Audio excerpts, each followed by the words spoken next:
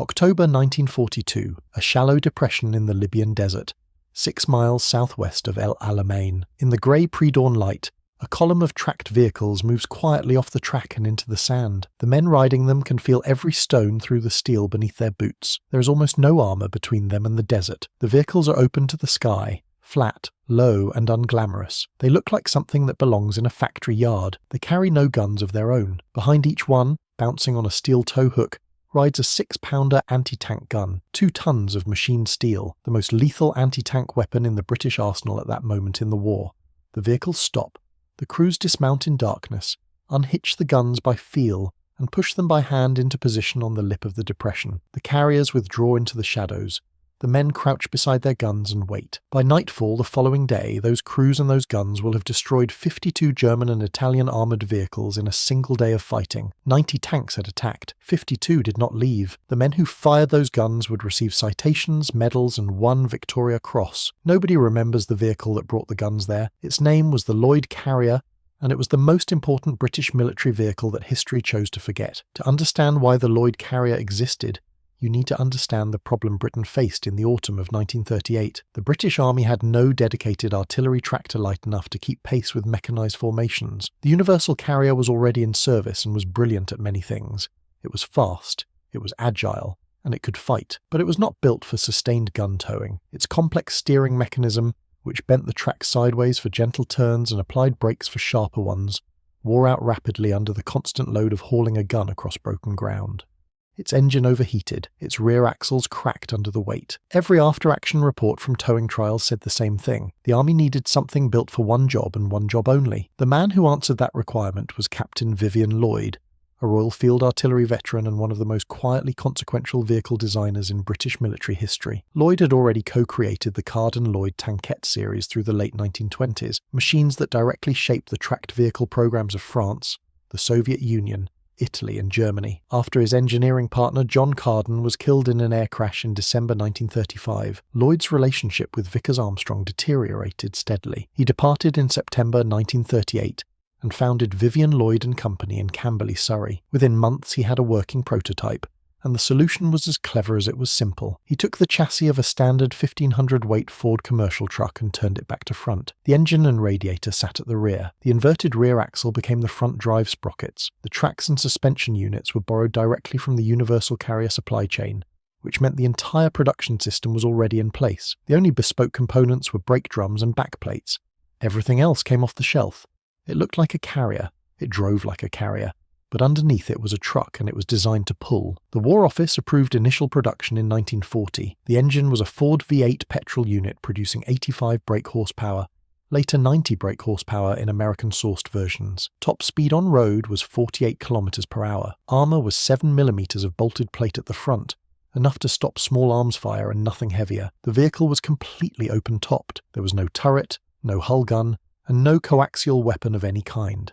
If the crew came under tank fire, they had nothing to fight back with. That was the point. The Loyd Carrier was not designed to fight. It was designed to get the gun to the position and get the crew there alive. The gun would do the fighting. The gun it most often towed was the QF 6-pounder anti-tank weapon, which entered service in the spring of 1942 and could penetrate every Axis tank then in service at standard combat ranges. With the introduction of APDS ammunition in 1944, the world's first discarding sabot round used in operational combat, its penetration nearly doubled. It could now defeat the frontal plate of the Tiger I at battle ranges. Later in the war, the Lloyd also towed the QF 17-pounder, the most powerful Allied anti-tank gun of the entire conflict, capable of defeating even the heaviest German armour at ranges exceeding 800 metres. The deployment drill was urgent and dangerous. The Lloyd raced to the firing position. The crew dismounted and unhitched the gun in seconds, manhandled it into a hull-down position, then opened fire while the carrier withdrew to cover. When rounds ran low, it came forward again under fire to resupply. When the position was spotted, it moved the gun to a new one. This drill was repeated dozens of times a day across every theatre where British forces fought. 6 factories built the Loyd Carrier: Vivian Loyd's own works at Camberley,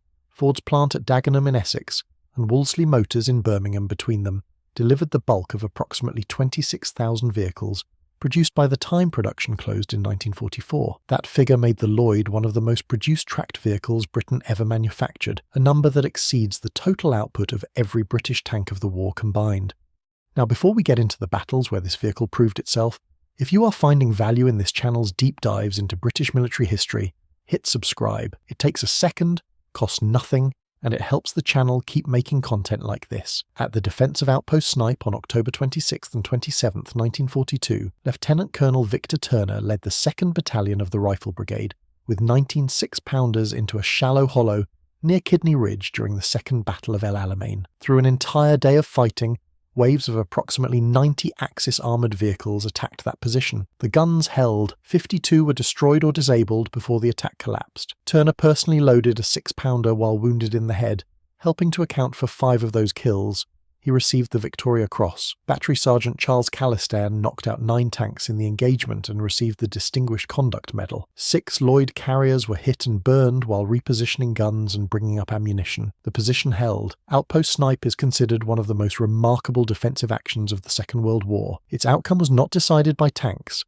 It was decided by towed guns, and those guns would not have reached that position without the vehicle that carried the crews and dragged the weapons through the desert dark. 5 months later, at the Battle of Medenine on March 6, 1943, Rommel launched his final offensive in North Africa. 3 panzer divisions with over 160 tanks attacked Montgomery's prepared positions in southern Tunisia. The 8th Army had 460 anti-tank guns waiting in concealed positions. Forewarned by intelligence, the guns were ready, and the carriers had placed them perfectly. 41 German tanks were confirmed destroyed before the attack broke apart before noon. Not a single British tank was committed.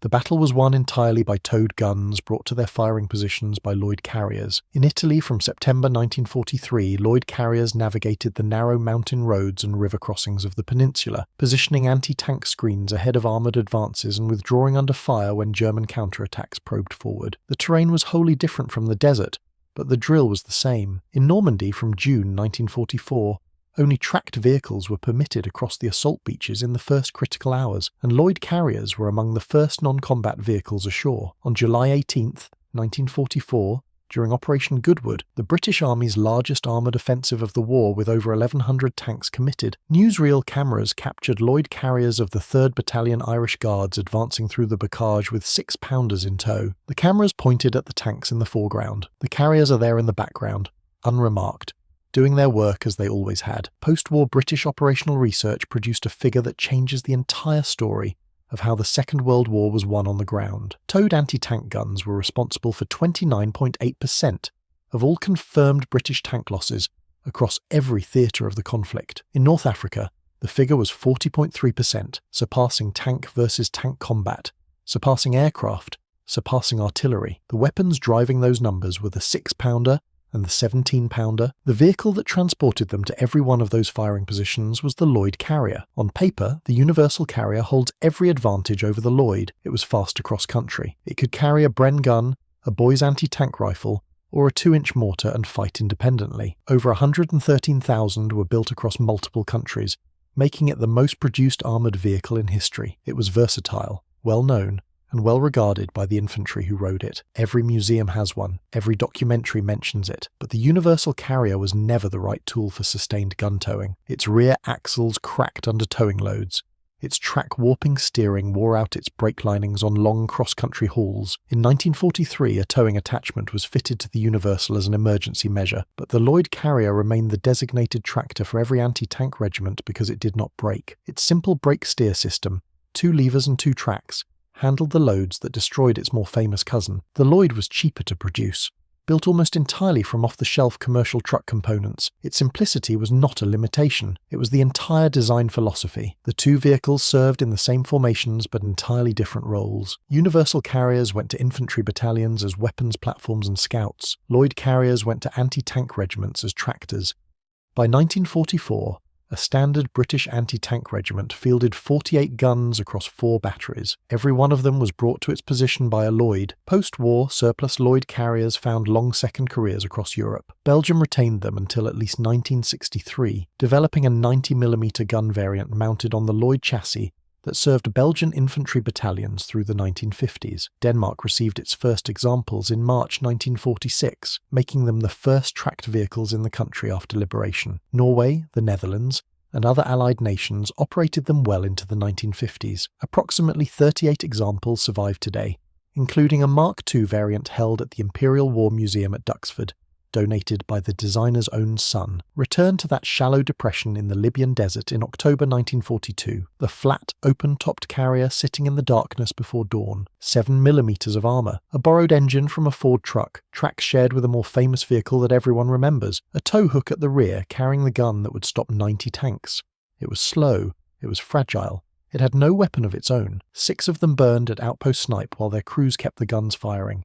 And yet, at Snipe, it brought the weapons that stopped 90 tanks. At Medenine, it placed 460 guns that ended Rommel's last offensive. In Normandy, it brought the anti-tank screens that held every German counterattack through the summer of 1944. From Alamein to the Rhine, across every theatre where Britain fought, in desert, mountain, and bocage, the Loyd Carrier got the gun to the position. 26,000 were built. The operational research is unambiguous. Towed anti-tank guns destroyed more enemy armour than any other single weapon system used by British forces in the entire war. The 6-pounder and the 17-pounder earned that record. The Loyd Carrier put them where they needed to be. It was not glamorous. It did not fight. It carries no name that history chose to remember. It just did the work. Every time. For the whole war, that is not luck. That is British engineering doing exactly what it was built to do,